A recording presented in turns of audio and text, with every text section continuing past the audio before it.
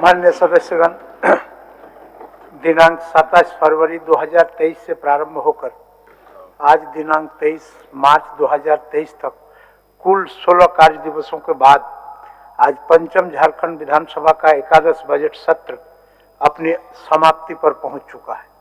यह बजट सत्र कई मायनों में अद्वितीय था। एक लंबे अंतराल के बाद हम सब ने मिलकर के सदन का समय का जिस प्रकार सदुपयोग किया वह आप सबके सहयोग के बिना संभव नहीं था। इस सत्र में कुल 1125 प्रश्न स्वीकृत हुए, जिसमें स्वीकृत अल्पसूचित प्रश्नों की संख्या 283 एवं तारांकित प्रश्नों की संख्या 736। इसमें से 51 अल्पसूचित प्रश्न है और 22 तारांकित प्रश्न सदन में उत्तरित हुए। विभागों से 930 प्रश्नों के उत्तर प्राप्त हुए तथा शेष 195 प्रश्नों का उत्तर विभाग के पास लंबित है।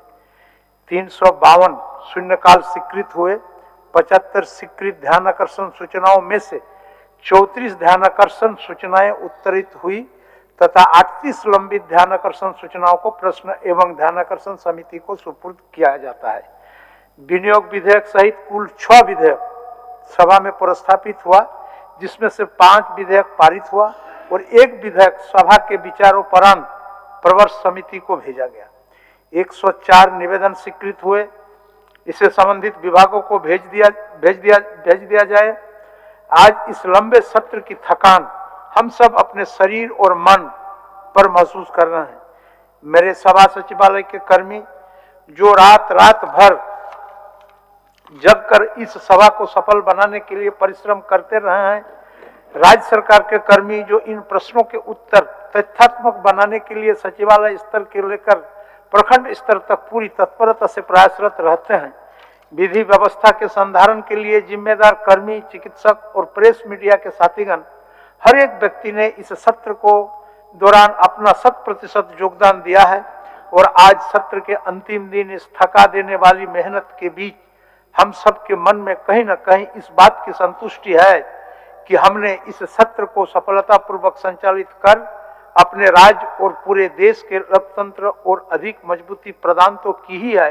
राज्य के 3.5 करोड़ जनता ने जिस विश्वास के साथ हमें इस सदन में भेजा है, उन उद्देश्यों को पूरा करने की ओर हम सब ने एक मजबूत कदम बढ़ाया है। सत्र की शुरुआती माननीय राज्यपाल महोदय के अभिभाषण से हुई थी। माननीय राज्यपाल महोदय ने अपने अभिभाषण में कहा कि यह सरकार जनसेवा की सरकार है। गरीबों, वंचितों, शोषितों, आदिवासियों, दलितों, पिछड़ों, अल्पसंख्यकों, बुजुर्गों, युवाओं, महिलाओं, मजदूरों और किसानों को उनका हक और अधिकार मिले, इनका सर्वांगीण विकास हो, यह राज्य सरकार की प्राथमिकता रही है।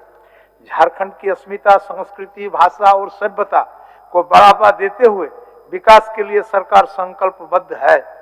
वर्तमान सरकार का यह चौथा बजट है। माननीय वित्त मंत्री के द्वारा विकासोन्मुखी 1,16,418 करोड़ रुपये का वित्तीय वर्ष 2023-24 का बजट इस सदन में प्रस्तुत किया गया, जिस पर सदन ने अपनी सहमति प्रदान की है। माननीय राज्यपाल महोदय ने अपने अभिभाषण में जिन जनसेवा का जिक्र किया है, सरकार की योजना में वे परिलक्षित होती है।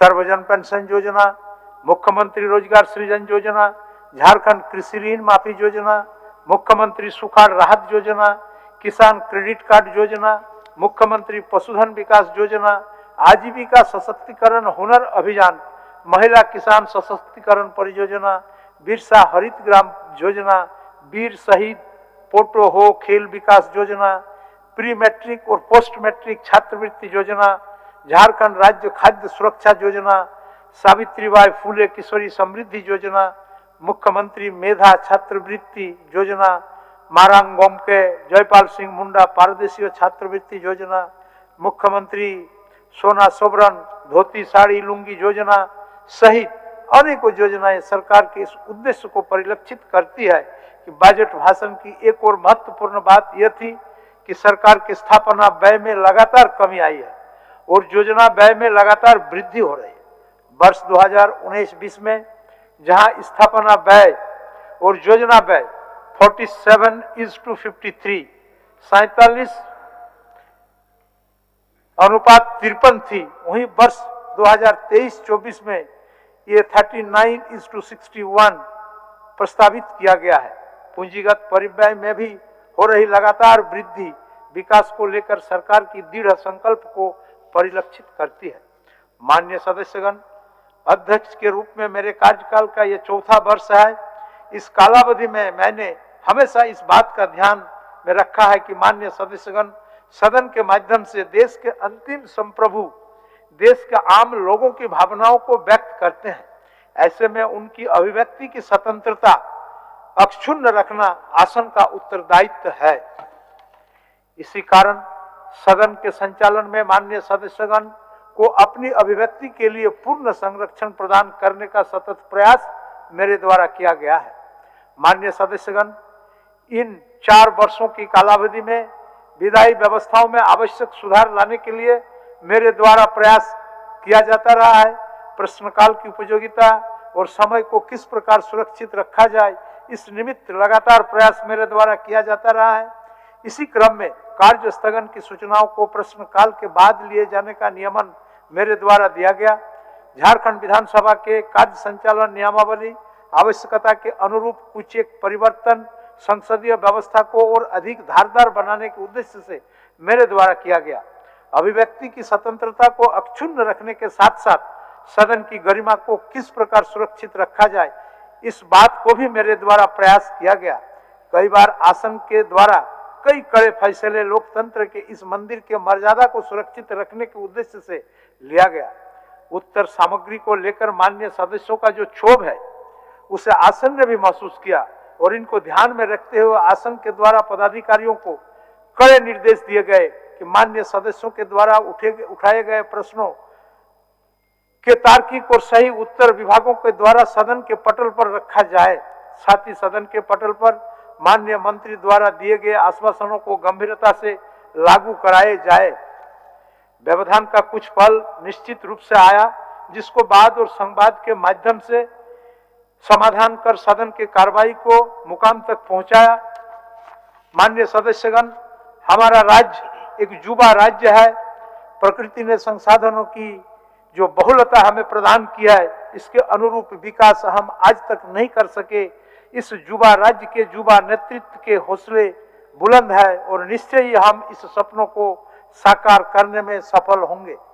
जो सपने इस राज्य के निर्माण करने वाले महापुरुषों ने देखे थे और अंत में मैं विकास के लिए लगातार प्रयासरत अपनी मातृभूमि के प्रति के लिए कहना चाहूंगा कि मुट्ठी में कुछ सपने लेकर भरकर जेबों में आशाएं, दिल में है अरमान यही कुछ कर जाएं। मैं इस माटी के वृक्ष नहीं जिसको नदियों ने सींचा है, बंजर माटी में पलकर मैंने मृत्यु से जीवन खींचा है।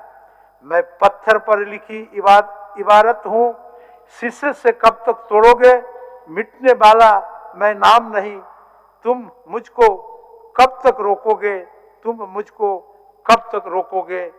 इसके साथ ही आने वाला त्योहार सरहुल, रामनवमी, महावीर जयंती, गुड फ्राइडे, ईद उल फितर की शुभकामनाएं के साथ सभा की कार्रवाई अनिश्चित काल के लिए स्थगित की जाती है। धन्यवाद।